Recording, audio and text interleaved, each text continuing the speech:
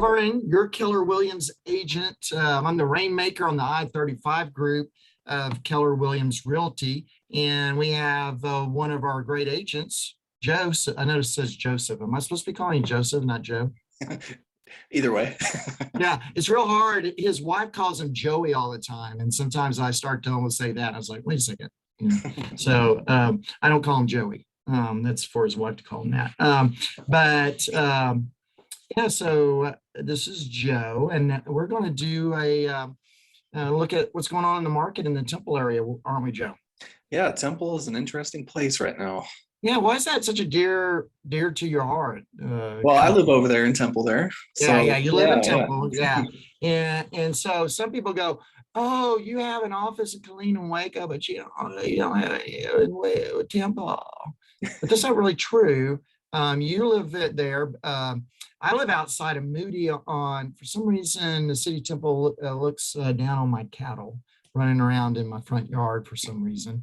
And then we got another agent. She's out in Belton. I'm trying to remember how long she's lived in Belton. So we have some skin in the game in Temple, don't we? Yes. Yeah. Yes. I own rental houses there and commercial buildings. So we have skin in the game in Temple. So we're very knowledgeable in that area, right? Yeah. And you're about to show that to people. So what is going on in Temple? Well, it's kind of interesting. The median price month over month, actually, because I was looking at last month too, for March, it was up to 280 as an average or as a median price. And that was a 36% increase for last month, or for March rather. For April, it went up another 37%. So now the median price is sitting at 293. Yeah, and these are year over year statistics. In fact, price distribution, everybody knows that that's one of my hangups. Where are we sitting there in the So in the 200 to 300 range is the highest percentage distribution. It's just shy of 40% at 39.8%. And then from the 300 to 400 price range is a little bit less at 38.2. So bulk of the buyers and bulk of the home sales are sitting in the 200 to 400 range. Right. So if you came to me and said, oh, I got a $700,000 house, where's that in the market? Yeah, you're sitting at about 3%. Buyers. Right, exactly. So it's pretty tough to get them to do their thing. And so if you're looking for buyers, that sweet spot of the bat, as I always say, is right there. I'm going to have to figure out some other analogy, but that's just, I mean, if you want to hit a home run, where you want to be on the sweet spot of the bat. So what are we, and I want to put this out pre-COVID BC. April of 2019, the average price back then was 170. Yeah, think about, because I think some people, and I was looking at this, Joe, what is the most important investment the average American has? It'd be their home. It'd be their home. Mm-hmm. Yeah, there's not a ticker symbol on CNBC or Fox Business that shows you what 123 Main, what's going on with it, correct? Correct. Who can I talk to that can kind of help me with that? You can talk to anybody on the I-35 group. There you go. Especially the guy that's in the blue shirt there would help you out. And so we get, and I think another thing when we're looking at ticker symbols, I know if you go pull whatever, think of a company, Walmart, or I'm trying to think of stuff in the Temple area, Tesla, since it's over in Austin now. We went and looked, you can do hourly, daily, I should say. You can do weekly, monthly, yearly. So I want to kind of look back in 2019 pre-COVID, and yeah, it was 170 versus, like you said, 293.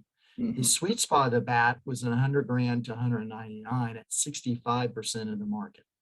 Yeah, we're talking 13% at the current. So Joe, if I came to you and said, "Oh, I heard the market is dropping, prices are dropping in the nation and stuff," what would you say to me as a seller? They are not dropping, at least in this area. Even from last month, the 300 to 400 range was at 28% of the market. Fast forward 1 month later, we're talking 38%. So an increase of 10% in a higher bracket there. Right. And I want you to think about this. Joe, when Shelby gets mad at you and makes you cook your own dinner, you go get something out of the freezer. What do you get? A Hot Pocket or Hungry Man? What do you Yeah, get? Hungry Man. Yeah. You get a Hungry Man, right? And you throw it in the microwave for what is it, 4 minutes or something like Mhm. this? Because this just happened to me the other day. Yeah. If we throw it in there, have you ever eaten a one of those and like burn your tongue on the Mhm. chicken or something like that? Yep. Yeah, yeah. And then you go stick your fork in the potatoes, and it's what? Ice cold. Right, Yeah. right. Yeah. And the other day, the kids were at their different sports practices, so I was by myself, and I did exactly that. And when I stuck my fork in the potatoes, it was a piece of ice, Mhm. and literally a piece of ice. Um, so the market is kind of like that nationally. Joe is, it's hot on one end and cold on the other. So yeah, when we're talking, I hope people are kind of paying attention to what's being said, and whatnot. So let's get back to this. Your active sales, where are we at? Active listings, I should say. Yep. So we're down 8.6% this month. Mhm. Kind of For interesting. 64, back to 2019, we had 304. Really? Yeah. What you think Wow. about that? Wow. I want to be a real estate agent really bad. I'm a brand new guy. I have new agents coming and talking to me. I'm just sitting there going, do they really, do they listen to Joe and Bill's videos? They might kind of go, wait a second, 300. Yeah. What is that?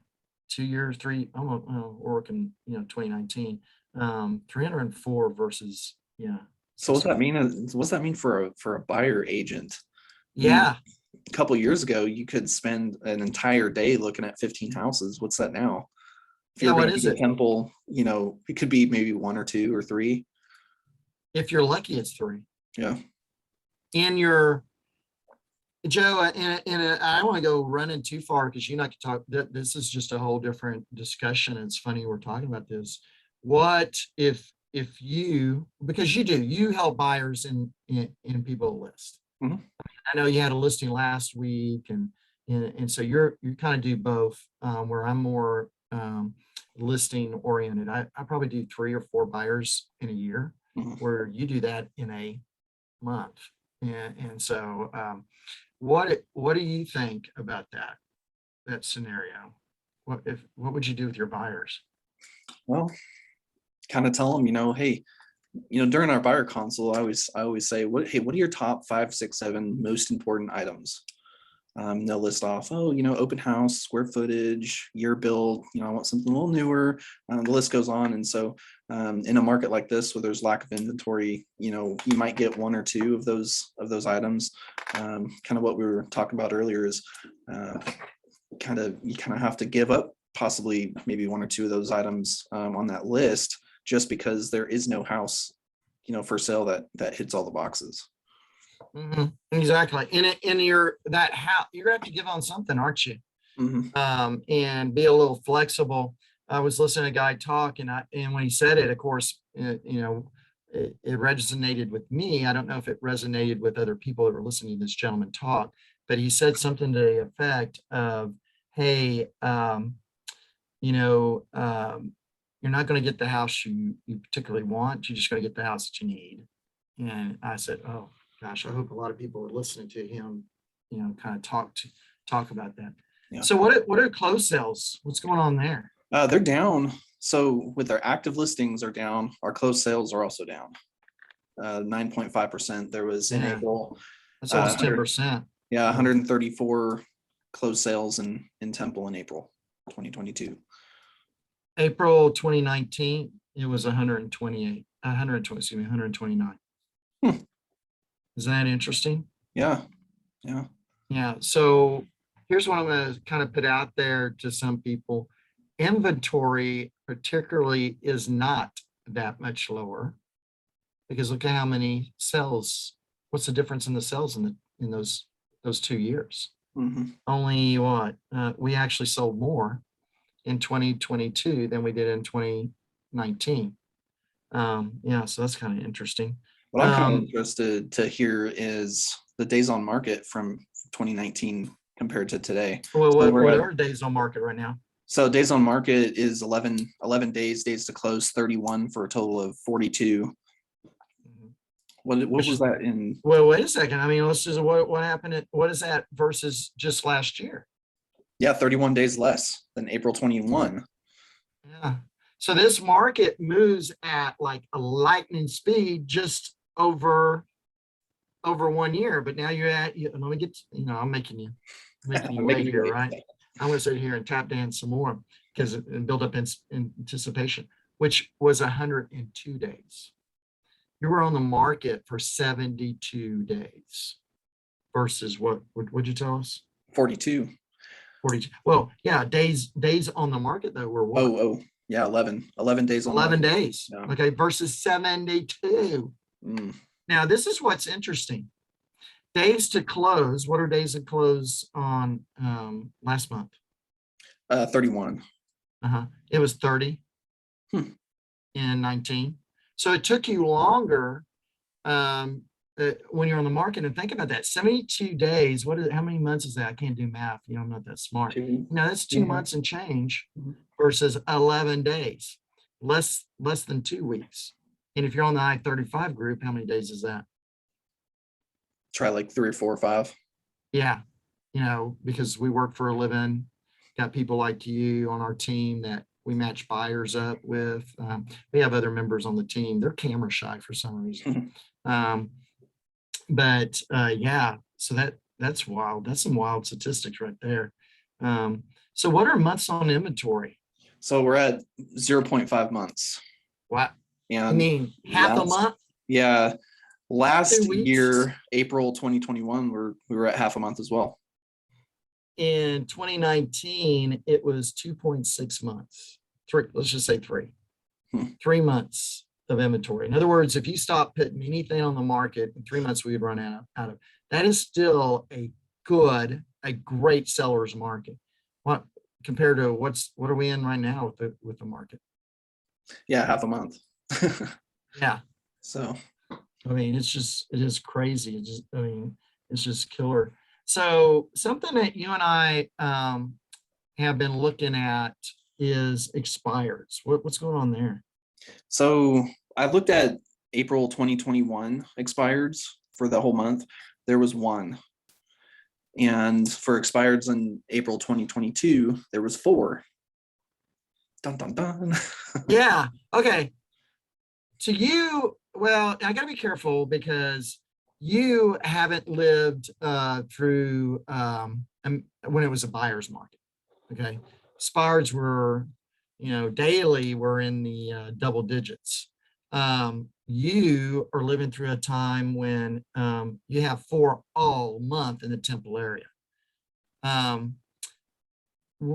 many foreclosures? And I know because you look for these, because you got a couple of investors that you deal with, and you'll come and say stuff to me. What are foreclosures looking like right now? Slim to none. Like none. So if we have 4 foreclosures come on year over year, what's that going to look like? Am I making my point here of the mathematics? We was here and looking at expires. Oh my gosh, it quadrupled. No, it didn't. I mean, relative to what? Same with foreclosures. So I guess, Joe, I don't know about you. Well, again, I know more. You listen to some videos. What are you on YouTube and stuff? What are you hearing on YouTube a lot? A lot of stuff. Yeah. A lot of different opinions about a lot of different stuff. I mean, pertains well, to, I mean, is any of it positive? No, not particularly. It's Is it all all doom and gloom. Yeah, gloom and doom. And what will, I can't remember what Mark Twain exactly said, but something to this. Statistics lie and liars use statistics or something like that. So you and I could have said what about expireds? Yeah, could have been like, go ahead. Go ahead. Oh, yeah, we could have said, expireds, hardly any out there. Yeah. Or we could have said, oh, it quadruple. It went up Yeah. a billion%. Went up Same with 400%. yeah, or you're going to hear about that foreclosures. Oh, our market is crashing because 125% increase in in foreclosures. But is that really true? I mean, is that something all of us to get worked up about? No. So if you're an investor or if you're a buyer of real estate, should you be waiting around for the next crash? I'd say probably not. Yeah. Probably not. Yeah. So it's kind of, in sellers, is there still a market out there? And Joe would tell you, yeah. Don't how many, I'm trying to figure out how I do this without um, divulging other people's business. You got a few buyers, don't you, for Temple? Yeah. They need to buy a house. So people need to be on the phone with you going, hey, I need to list my house. Let's get it out there, huh? Yep. How would they get a hold of you? Well, they can call me anytime at 360-991-1459. I'll call or Mhm. text away. There you go. There you go. There you go. And if you'd like to talk to me, 254-495-5661. Of course, my email and Joe's email are both our first names in front of an @ sign at I-30. I almost said at twice, it's being redundant. At i35group.com. So you can email us because, hey, Joe, if I wanted to know, I'm having this with my clients. Don't know if this is really going to help anybody because all my clients are saying this. Hey, what's the prices in my subdivision? What are the sales in my subdivision? I had one of my clients yesterday. I said, yeah, I sent you, what did you get it? He goes, yeah, this didn't really help me out with my tax stuff.